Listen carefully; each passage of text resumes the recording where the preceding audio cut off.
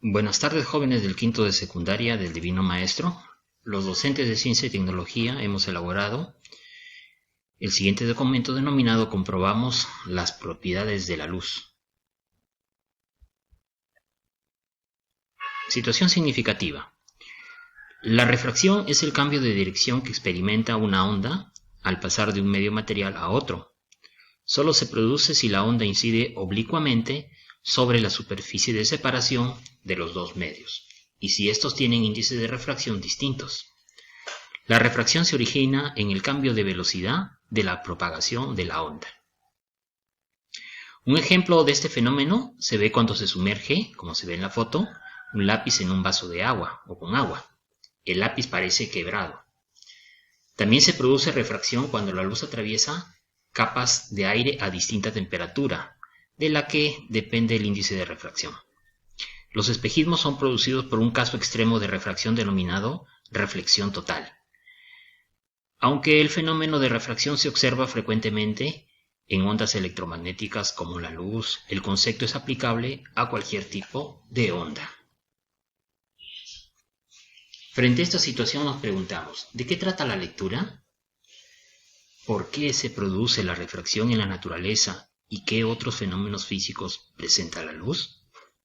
¿Qué relación tiene el ángulo de incidencia y el ángulo de refracción de un rayo de luz que pasa de un medio de una densidad a otro de diferente densidad? Bueno, respondemos mentalmente estas preguntas y continuamos. Propósito. Demuestra científicamente la relación entre el ángulo de incidencia y el ángulo de refracción de un rayo de luz que pasa de un medio de una densidad a otro de densidad diferente. Producto. Elabora un informe de indagación en donde demuestre la relación entre el ángulo de incidencia y el ángulo de refracción de un rayo de luz que pasa de un medio de una densidad a otro de densidad diferente. Competencia. Indaga mediante métodos científicos para construir conocimientos. Criterios de evaluación. Primer criterio. Formula un problema sobre el objeto, hecho o fenómeno donde observa el comportamiento de las variables referido a la relación entre el ángulo de incidencia y el ángulo de refracción de un rayo de luz que pasa de un medio de una densidad a otro de diferente densidad. Plantea hipótesis alternativas y argumenta a favor o en contra de ellas, respaldándose en información científica, en las que establece relaciones de causalidad entre las variables que serán investigadas. Segundo, propone y discute alternativas de diseños de procesos y estrategias fundamentadas en conocimientos científicos y fuentes fiables, para observar, manipular y medir, referidas a la relación entre el ángulo de incidencia y el ángulo de refracción de un rayo de luz que pasa de un medio de una densidad a otro de diferente densidad, con exactitud y precisión, y propone estrategias para evaluar la relación entre las variables expresadas en la hipótesis. Considera medidas de seguridad personal y del espacio de trabajo y establece el cronograma de su indagación.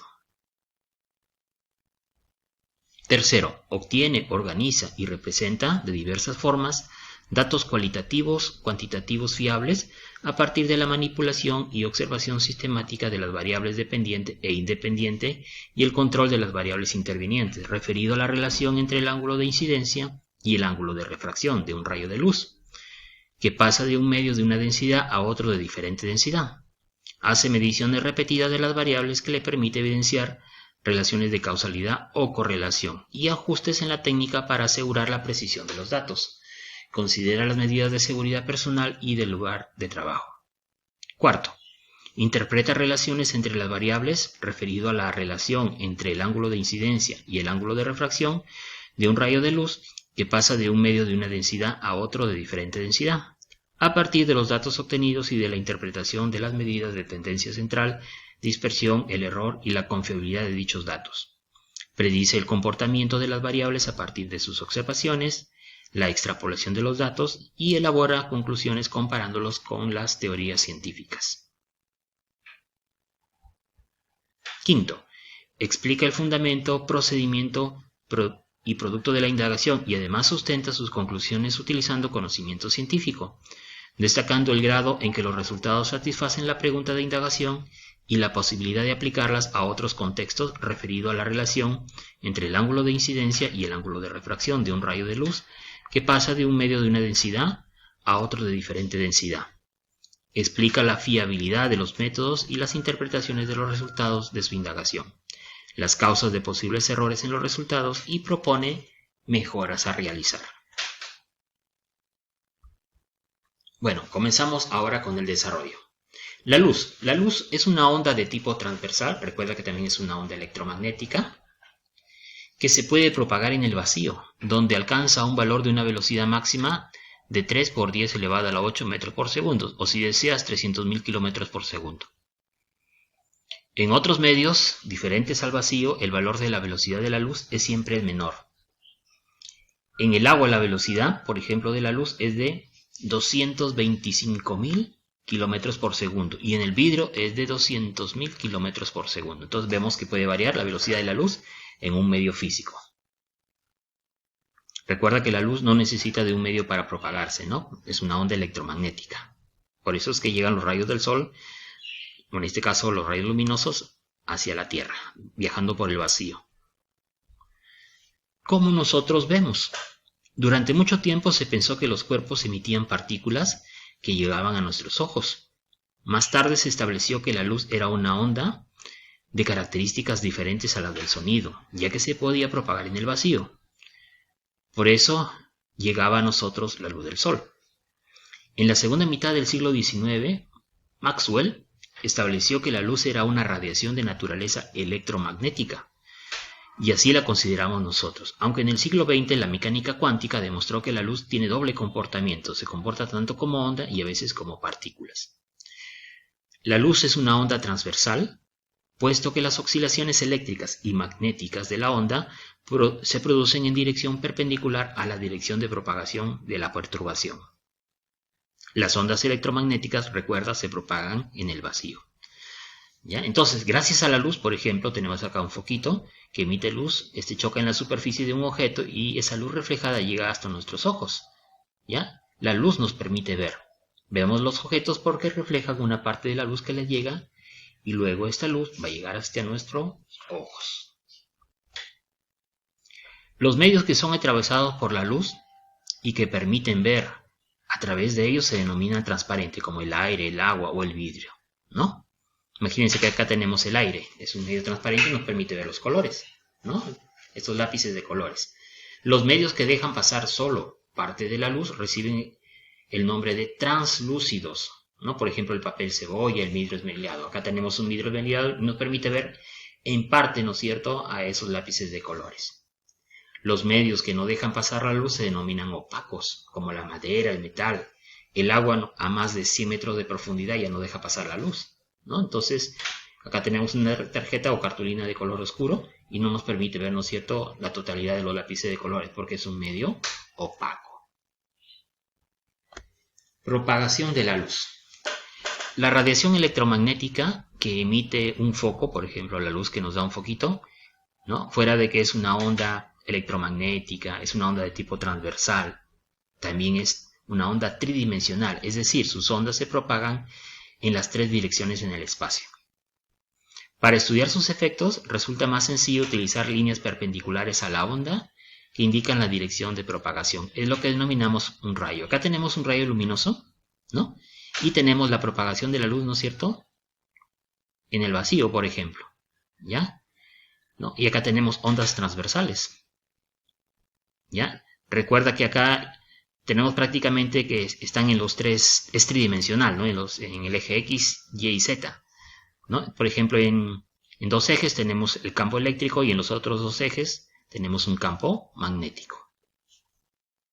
En un medio homogéneo la luz se propaga en línea recta, ¿ya? Siempre lo va a hacer, recuerda, la luz en línea recta. Cuando iluminamos un objeto con un foco grande y observamos la imagen en una pantalla, distinguimos lo siguiente: una zona de sombra que no recibe ningún rayo luminoso, una zona de penumbra que recibe solo parte de los rayos y una sola iluminada que recibe justamente los rayos que proceden del foco, como se observa en esta foto, ¿no?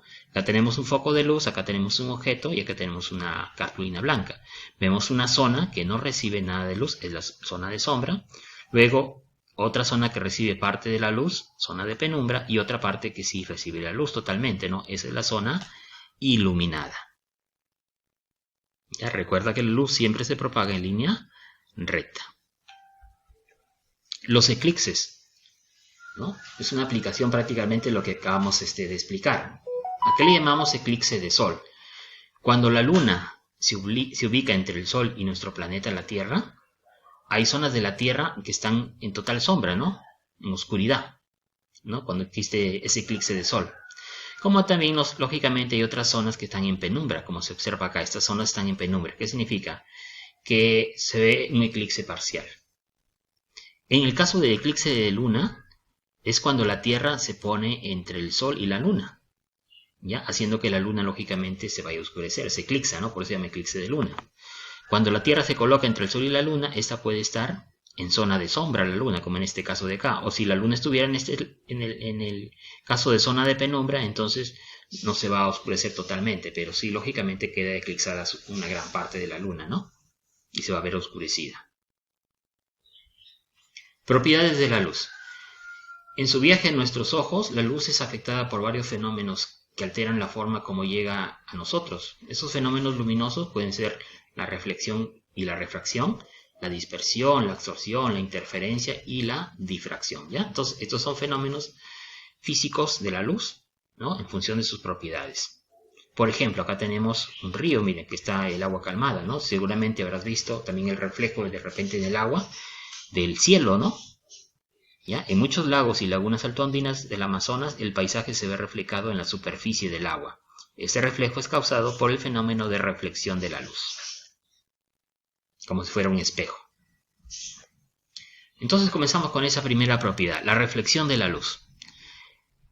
La reflexión de la luz es el cambio de dirección que experimenta un rayo luminoso al incidir sobre una superficie de los cuerpos, salvo que la incidencia sea perpendicular, ¿no? Acá, en este caso sería un cambio de sentido, pero no de dirección. A ver, ¿cómo es esto? Acá tenemos una superficie plana y acá tenemos un rayo de luz, le llamamos rayo incidente. Ese rayo incidente choca en la superficie y cambia de dirección, mira, ve, ¿no? Y hay un rayo reflejado. La línea media que es perpendicular a la superficie le vamos a llamar normal. ¿Qué significa? Ese rayo incidente, ¿no? Tiene un ángulo de incidencia que se produce entre el rayo incidente y la normal. Y también tiene, lógicamente, un ángulo de reflexión que se produce entre el rayo reflejado y la normal. ¿Qué pasaría, no es cierto, si la luz viniera en la misma dirección de la normal y chocara en la superficie? Simplemente va a rebotar y sigue la misma dirección, ¿no? Pero en sentido contrario. Es lo que nos dice lo que está en paréntesis. Las leyes de la reflexión. Primera ley, el rayo incidente, el reflejado, ¿ya? Rayo incidente, el rayo reflejado y la normal siempre están en el mismo plano, ¿no? Sobre la misma superficie. Segunda ley, el ángulo de incidencia, ¿ya? Teta sub i, y el ángulo de reflexión, teta sub r, son iguales.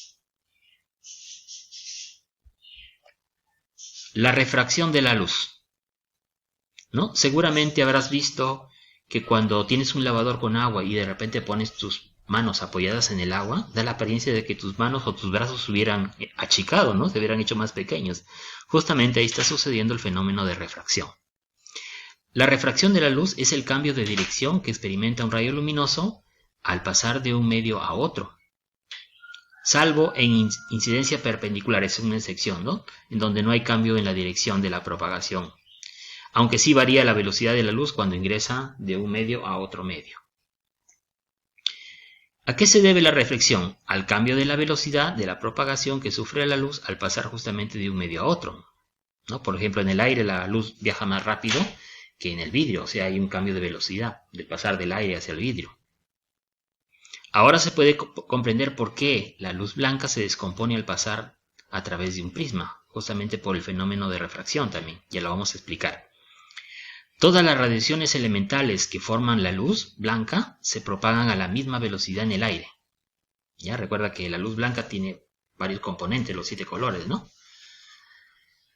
Pero esta velocidad varía para cada una de esas longitudes de onda o esos colores que forman a la luz al propagarse justamente en el vidrio. Esto hace que en cada radiación sufra una desviación diferente al atravesar el prisma y salgan separadas en una banda de color. Bueno, en esta foto tenemos, ¿no es cierto?, que la luz, un rayo de luz pasa del aire hacia el vidrio. Y si tú lo notas, por ejemplo, mira, este rayo de luz llega, ¿no es cierto?, entonces a la superficie del vidrio y se desvía, no sigue la línea recta, ¿no? Se desvía y sigue después una línea recta, ¿ya? Pero hay una desviación. Y cuando va a pasar nuevamente del vidrio hacia el aire, nuevamente, mira, ve, se vuelve a desviar, ¿no? Porque está pasando de un medio a otro, ¿ya? Y ahí implica la refracción. Además, también, ¿no es cierto?, hay descomposición de ese rayo de luz. Más adelante vamos a ver, ¿no es cierto?, cómo se descompone un rayo de luz blanca en los 7 colores, ¿no? Por ejemplo, lo que sucede en un arco iris, cuando la luz, ¿no es cierto?, forma el arco iris. Y eso lo veremos un poco más adelante. El índice de refracción le vamos a llamar N, relaciona la velocidad de la luz en un medio con la velocidad de la luz en el vacío, ¿ya? Entonces, ese índice de refracción es igual a la velocidad de la luz en el vacío entre la velocidad de la luz cuando está en un medio. Recuerda que la velocidad de la luz en el vacío es mayor que cualquier velocidad de la luz que esté en un medio físico.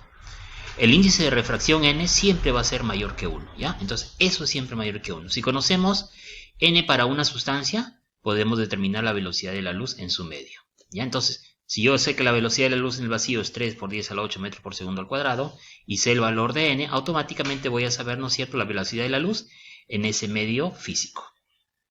Leyes de la refracción. Primera ley. El rayo incidente, la normal y el rayo refractado están en el mismo plano. Muy parecido, ¿no es cierto?, a la reflexión. Acá tenemos, ¿no es cierto?, un plano, un rayo incidente, ¿sí? Y acá tenemos un rayo refractado, ¿ya? Y van a estar en el mismo plano. Segunda ley, la denominada ley de Snell, nos dice lo siguiente.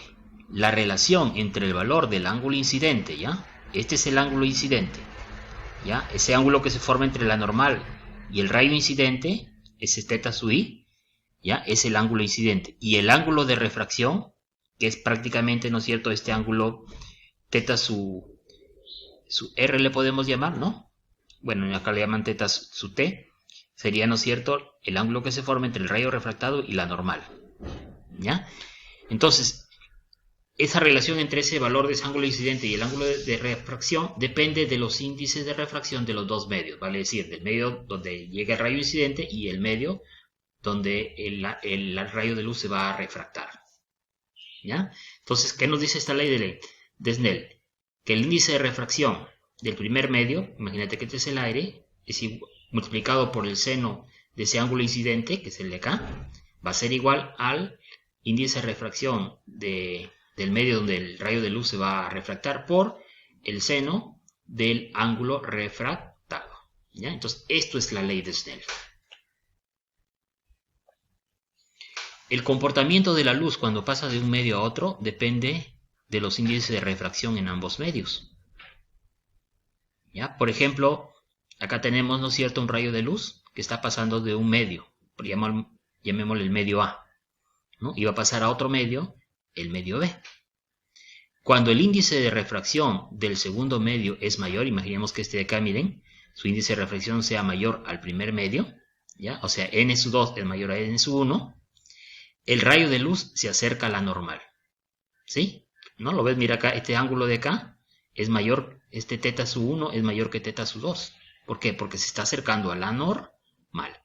¿Qué pasaría si el índice de refracción del primer medio, ¿no es cierto?, va a ser mayor al del segundo medio en este caso? O sea, al revés, ¿no? Cuando el índice de refracción del segundo medio es menor que el índice de refracción del primer medio, o sea, lo contrario a lo que hemos visto hace ratos, el rayo se aleja de la normal, ¿no? Por ejemplo, acá vemos que está más cerca de la normal el θ sub 2, pero como va a pasar a otro medio de menor densidad, entonces, ¿no es cierto?, se aleja a la normal. Miren, este θ sub 3 se aleja. Y entonces, eso hay que tener presente. Los rayos de luz procedentes de los objetos sumergidos en el agua se desvían al atravesar dos medios de diferente densidad, por ejemplo, agua-aire, originando curiosos efectos ópticos, ¿no? Vemos los objetos gracias a que se reflejan los rayos de luz, ¿no es cierto?, sobre el objeto. A ver, veamos el ejemplo para poder comprender. Imagínate que tienes acá un recipiente, ¿sí? El recipiente no es transparente, ya por si acaso. Y en el fondo, en todo el centro, hay una moneda. ¿Sí? Si tú lo ves, por ejemplo, a esta altura con tu ojo, simplemente, ¿no es cierto?, como esto es aire, no vas a llegar a ver la moneda que está dentro del recipiente. Pero ¿qué pasaría si al recipiente le pones agua? ¿Sí? Entonces da la apariencia de que la moneda estuviera más arriba. ¿Por qué? Porque hay una refracción de la luz. Recuerda que los rayos de luz se desvían. Y en este caso, la moneda está en el fondo y sí lo vas a llegar a ver, pero no lo vas a ver en el fondo, sino lo vas a ver un poco más arriba. Cosa que no sucedía, ¿no es cierto?, cuando no había agua. ¿Ya? Al colocar una moneda en el fondo de un recipiente opaco, lleno de agua, nos parece que la moneda se encuentra más arriba, porque siempre interpretamos que la luz se propaga en línea recta. O sea, nosotros pensamos que la luz viene en línea recta, pero acá eso no es cierto. ¿Por qué? Porque la luz se ha refractado y da la apariencia, ¿no es cierto?, de que el objeto está más arriba. ¿Ya? Eso es una ilusión óptica, en otras palabras. Reflexión total, y vamos a hablar también de las fibras ópticas.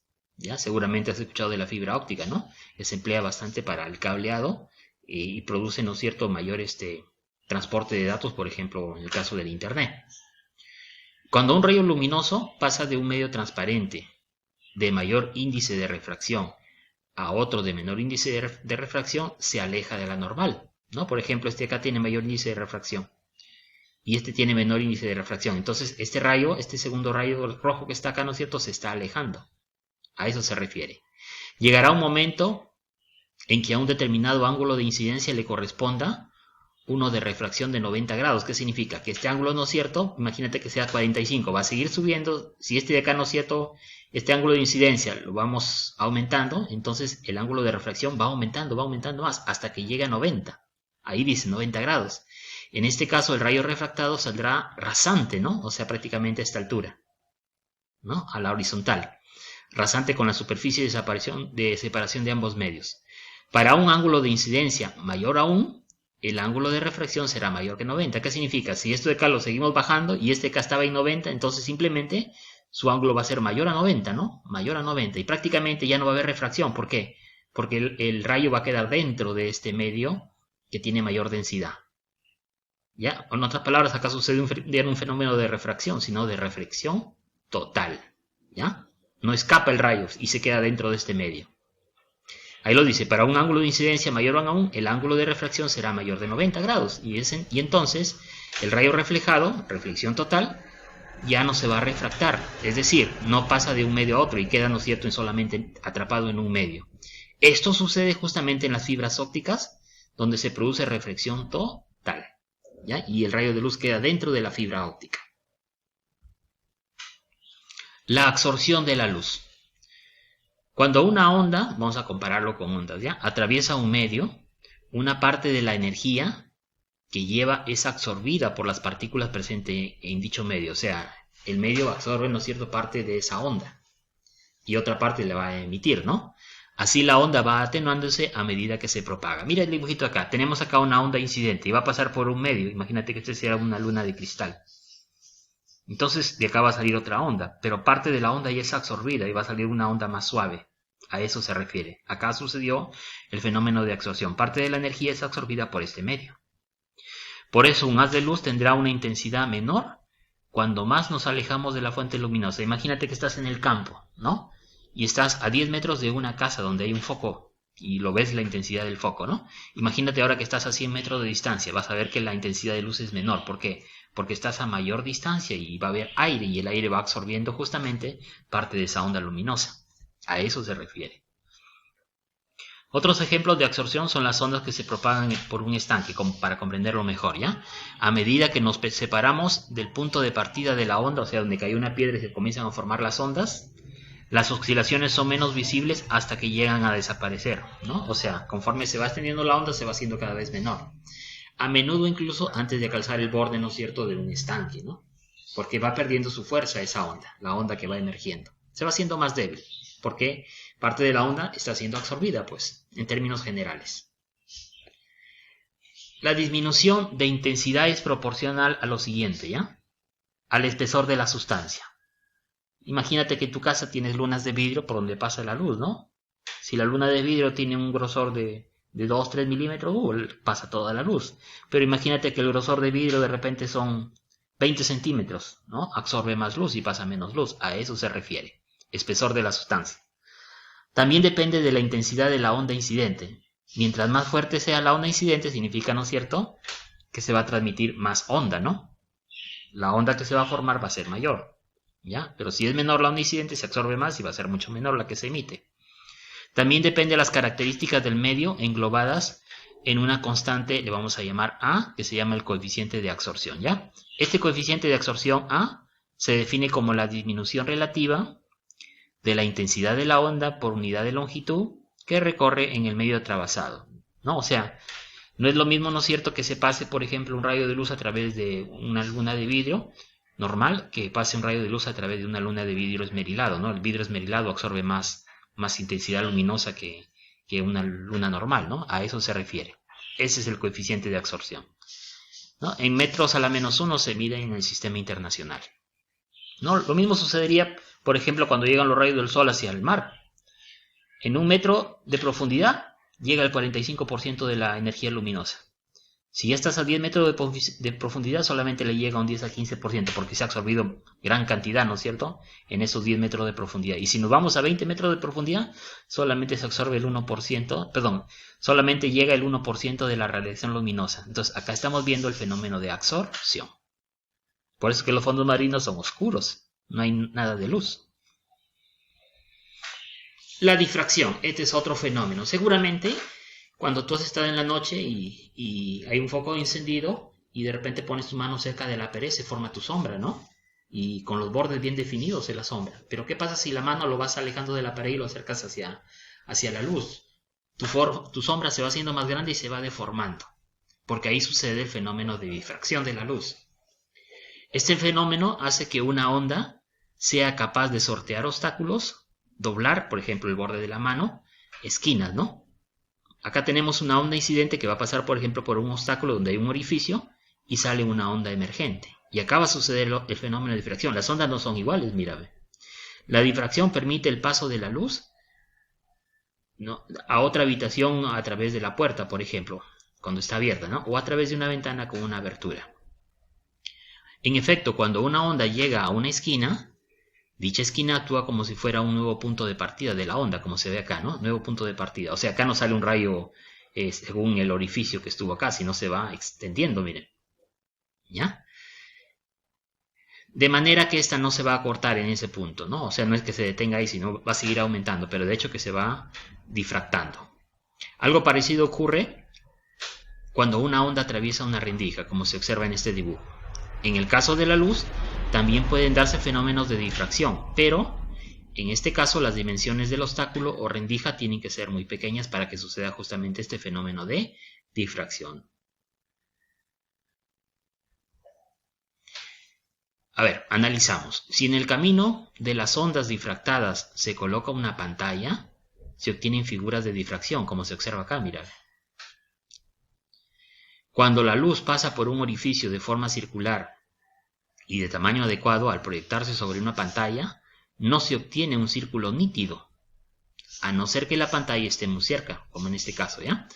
Pero si está suficientemente alejada, se forman franjas de bordes difusos, como se observa en esta segunda foto. Alternativamente, lógicamente, hay bandas claras y oscuras, ¿no?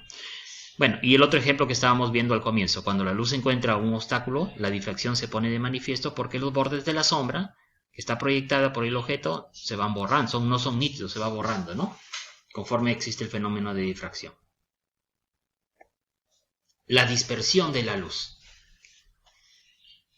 El grado con el que una onda se refracta al cambiar de medio, producto de la refracción, por ejemplo, acá tenemos un rayo de luz, ha sucedido la refracción, pasado del aire al prisma, que es un vidrio. Ya, entonces, justamente depende de esto de acá de las características propias de la misma onda. En el caso de la luz, no se refracta igual la luz de color azul que la luz de color roja. ¿Ya?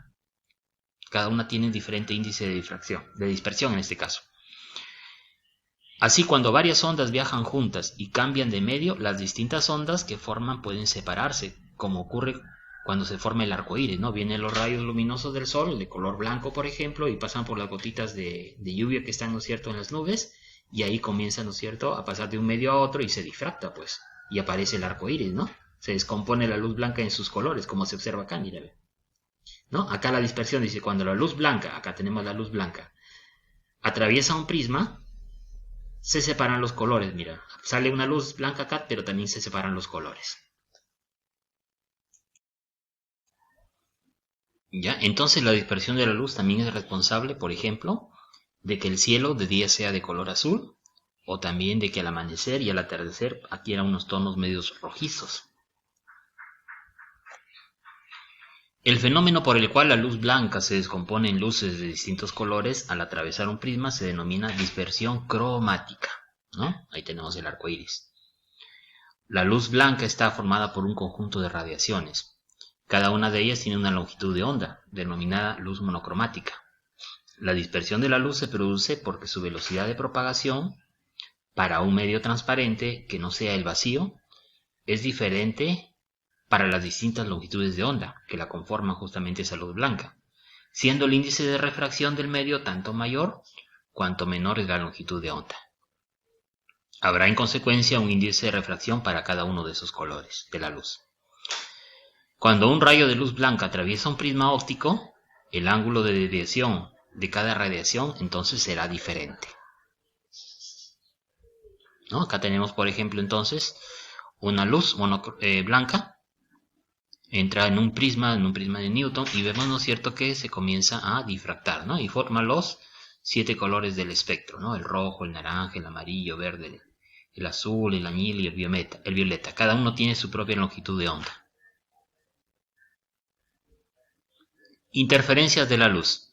Las interferencias se producen cuando dos o más ondas se encuentran en una misma región del espacio. Por ejemplo, acá tenemos el agua tranquila y caen dos piedras y cada una forma sus ondas y van a chocar. Entonces, ahí estamos hablando de interferencias, ¿no? Más o menos también lo mismo sucede con la luz. En este caso, las ondas pueden anularse si se encuentran en contraposición de fase, es decir, en estados de vibración complementario. De repente una onda está en una cresta y la otra está en un valle, ¿no? Y se anulan. O pueden reforzarse si las dos ondas se encuentran en la misma fase. De repente las dos están en cresta, entonces, ¿no es cierto?, aumenta. Las interferencias de la luz son responsables, por ejemplo, de las irisaciones que se observan en ocasiones en algunas burbujas o en las manchas de aceite.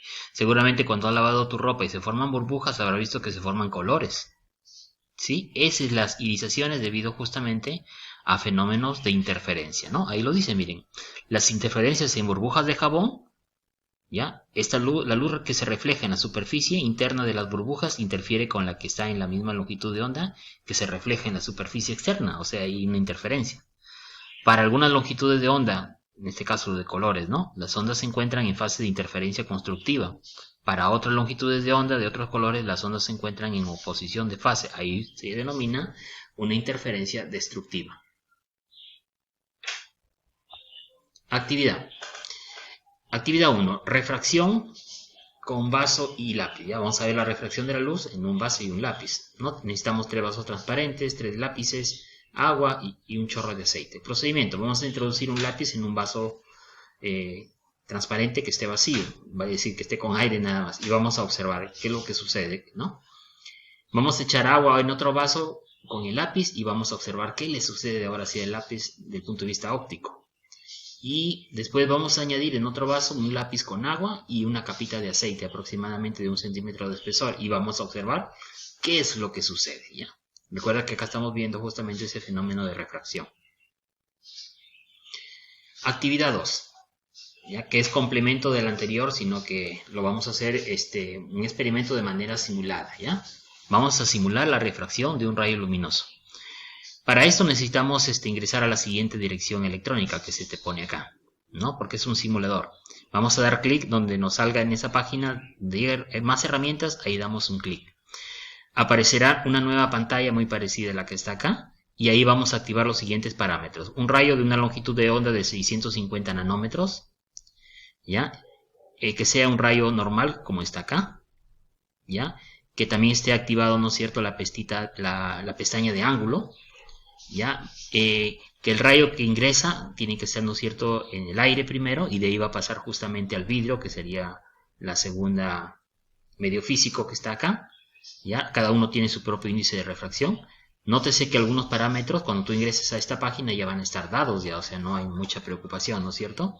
Pero tienes que activar los que se te están solicitando. Vamos a probar valores que obtiene el rayo refractado para los siguientes ángulos, ¿ya? Para los ángulos de 0 hasta 90 grados, ¿ya? Eso le vamos a llamar el ángulo de incidencia, ¿ya? y lógicamente vamos a poner estos valores y después vamos a ver, ¿no es cierto?, en el ángulo de rayo incidente, el rayo refractado en este caso, qué valores de ángulos va a obtenerse, ¿ya? Entonces demuestra también, vamos a calcular el seno de ese ángulo alfa y el seno también del ángulo gamma, ¿no? Dependiendo de cada uno de estos casos. Es con calculadora científica que lo puedes encontrar inclusive en tu celular. ¿Ya? El índice de refracción del ángulo del rayo incidente, recuerda que va a ser en el aire, es 1. ¿Ya? Y el índice de refracción del vidrio, bueno, nosotros ya hemos visto, ¿no es cierto?, que es 1.5, ¿no? De hecho, que tú sabes ese valor, pero hazlo mediante la ley de Snell, o sea, calcúlalo en otras palabras, para que verifiques si es cierto o no. También puedes realizar esta actividad 2, o sea, este experimento, observando el siguiente video de YouTube, y vas a notar los resultados que se obtienen en ese experimento según los ángulos que se están trabajando. Recuerda que ambas actividades se presentan mediante un informe de indagación, o sea, la actividad 1 y la actividad 2 tienen que estar dentro de un informe de indagación. ¿Ya? Recuerda que un informe de indagación tienes que poner un título de la indagación, una justificación de la indagación, tu pregunta o problema de indagación, tu hipótesis científica de trabajo, el diseño de estrategias, qué materiales y cuál es el procedimiento que has seguido, la generación de registros de datos, en este caso sería tu tabla y hacer, ¿no es cierto?, una gráfica, el análisis y conclusión, dependiendo de los resultados que hayas obtenido, y la última parte de la evaluación del proceso de indagación, ¿no? ¿Qué dificultades tuviste, por ejemplo, y cómo lo superaste? Ticket de salida. ¿Qué es lo más importante que aprendiste en la clase de hoy? ¿Entendiste la clase de hoy? ¿Cómo lo sabes? ¿Qué preguntas tienes sobre la clase de hoy? Bueno, muchas gracias. Hasta una nueva oportunidad.